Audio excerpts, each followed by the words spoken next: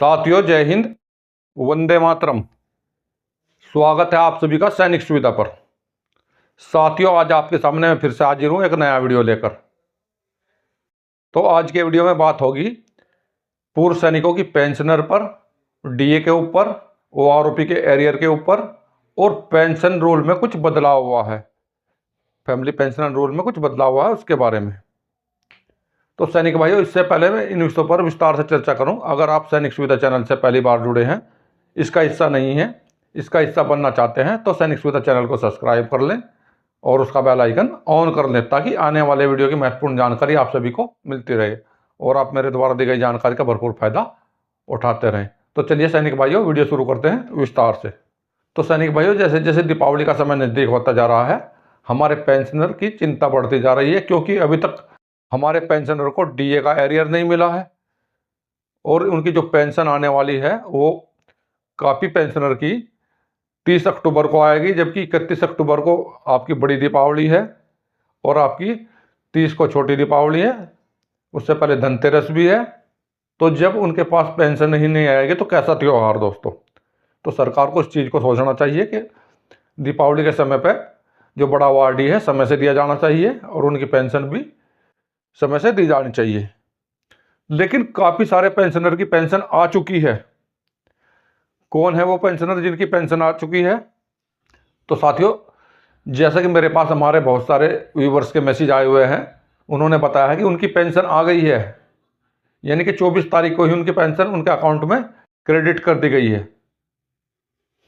जैसे आप ये मेरे लेफ्ट साइड में एक मैसेज देख रहे होंगे, ये हमारे पेंशनर ने भेजा है। उन्होंने बताया कि उनकी पेंशन आ गई है, क्योंकि ये पेंशन उनकी आई है जो पेंशन सीधे सीपीपीसी से ले रहे हैं या डीओपीडी से पेंशन ले रहे हैं, उन्हीं की पेंशन उनके अकाउंट में क्रेडिट हुई है आती है। लेकिन आज लास्ट सैटरडे है, 4th सैटरडे है, इसलिए उनकी पेंशन कल ही क्रेडिट कर दी गई है। और साथियों, जो हमारे पेंशनर इस पर से पेंशन ले रहे हैं, उनकी पेंशन का जो मैसेज आया हुआ है 30 अक्टूबर का आया है, उनकी पेंशन 30 अक्टूबर को आएगी। काफ़ी सारे पेंशन का मैसेज आ गया है और काफ़ी सारे का नहीं आया है। जिनका मैसेज नहीं आया है उनको भी काफ़ी चिंता लगी हुई है कि हमारा तो पेंशन का मैसेज आया ही नहीं। अगर पेंशन का मैसेज नहीं आया तो क्या उनकी पेंशन नहीं आएगी? तो साथियों, पेंशन उनकी पक्का आएगी, ये ज़रूरी नहीं है। मैसेज कभी कभी नहीं आता है, काफ़ी सारे लोगों का मैसेज नहीं आया है। और जिनका मैसेज आया है तो मैसेज में उतनी ही पेंशन उनकी दिखाई गई है जितनी पहले महीने 50% डीए के साथ में पेंशन आनी थी, उसी के हिसाब से उनकी पेंशन का मैसेज आया हुआ है। तो देखिए, ये मैसेज, इस मैसेज में उतनी ही पेंशन का मैसेज है जितना इनका पहली बार आया था। इस बार भी उतनी पेंशन आ रही है। तो इनका डीए, क्या इनको डीए नहीं मिलेगा इस बार? दोस्तों, इनको डीए मिलेगा और दीपावली से पहले पहले ही मिलेगा, लेकिन इनका डीए अलग से क्रेडिट होगा, यानी कि 3 महीने के बजाय 4 महीने का एरियर इनको मिलेगा। और ये आप लोगों का 30 तारीख से पहले पहले आपके अकाउंट में क्रेडिट होगा। हो सकता है आपको मंडे तक ये क्रेडिट हो जाए, मंडे को या ट्यूसडे को आपके अकाउंट में 100% क्रेडिट आपका एरियर हो जाएगा। दीपावली से पहले पहले सरकार को सबको एरियर देना पड़ेगा। तो साथियों, अगर सरकार दीपावली से पहले पहले आप लोगों का डीए का एरियर नहीं देती है, जो आपका 3% बढ़ा है 1 जुलाई से, यानी कि 4 महीने का डीए का एरियर अगर आपको नहीं देती है तो सरकार को ब्याज के साथ पे करना पड़ेगा। इसलिए सरकार नहीं चाहेगी आपका डीए का एरियर वो आपको ब्याज के साथ दे। लेकिन साथियों, मिनिस्ट्री ऑफ एक्सपेंडिचर ने, जो हमारे साथी कर्मचारी अभी नौकरी कर रहे हैं, उनके लिए तो एक लेटर जारी कर दिया है। जैसे आप लोगों को ये लेटर दिखाई दे रहा होगा, मैं इसको पढ़ के आपको दिखाता हूँ। तो साथियों, जैसे आप सामने स्क्रीन पर ministry of finance, department of expenditure की तरफ से जारी किया हुआ ये लेटर देख पा रहे हैं, जिसकी डेट है 21 अक्टूबर 2024। ऑफिस मेमोरेंडम, सब्जेक्ट है revision of rate of dearness allowance to central government employees effective from 1/7/2024।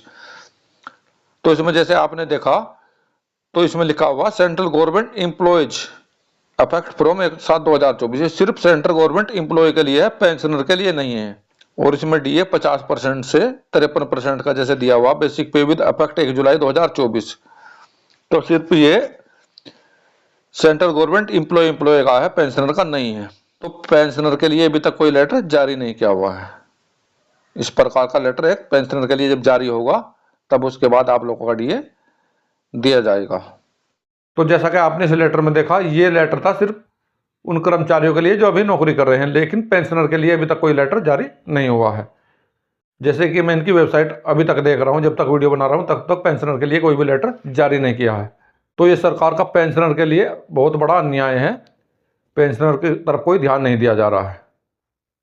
अभी मैं आपको बताता हूँ कि फैमिली पेंशन में किस प्रकार का बदलाव किया गया है, फैमिली पेंशन के कौन कौन पात्र होंगे जो इसमें बदलाव हुआ है, क्या क्या चेंजेस हुआ है इस चेंजेस के बारे में।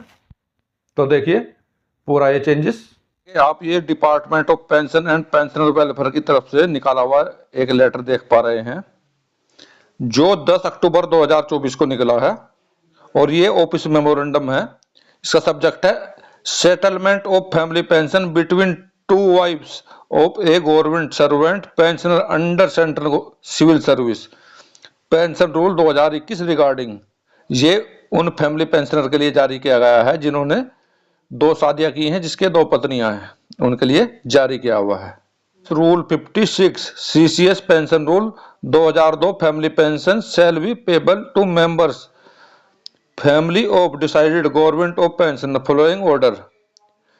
क्या क्या ऑर्डर जारी किए गए हैं फैमिली पेंशन के लिए?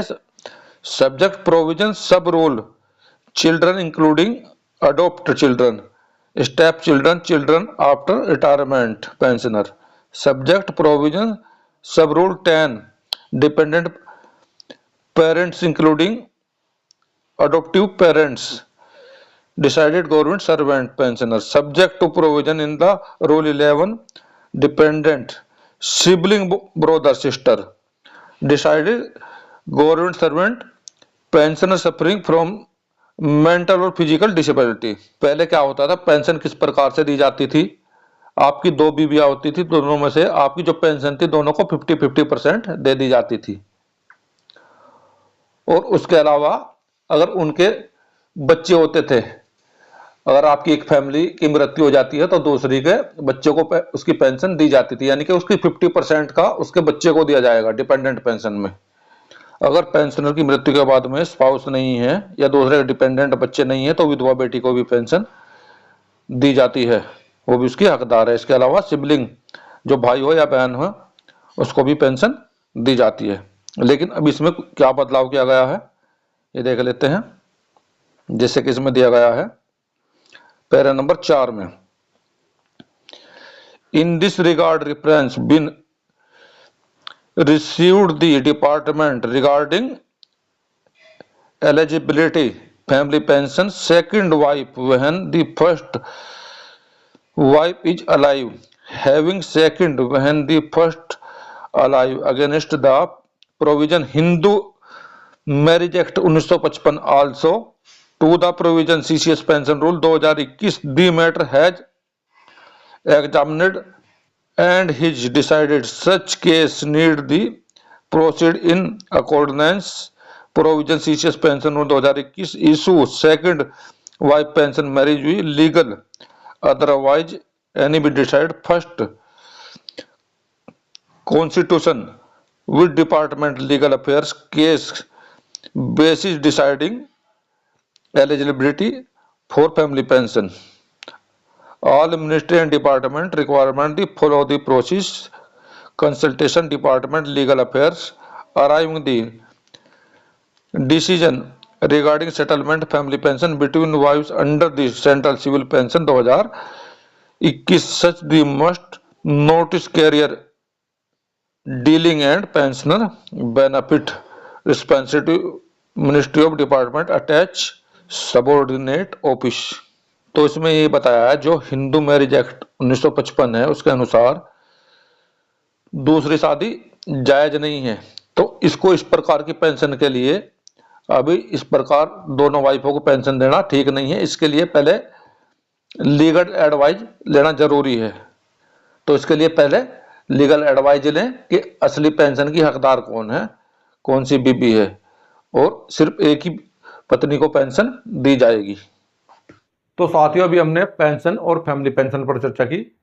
तो साथियों, मेरे द्वारा इसी प्रकार के वीडियो आप लोगों के लिए समय समय पर बनाए जाते हैं और आगे भी बनाए जाते रहेंगे।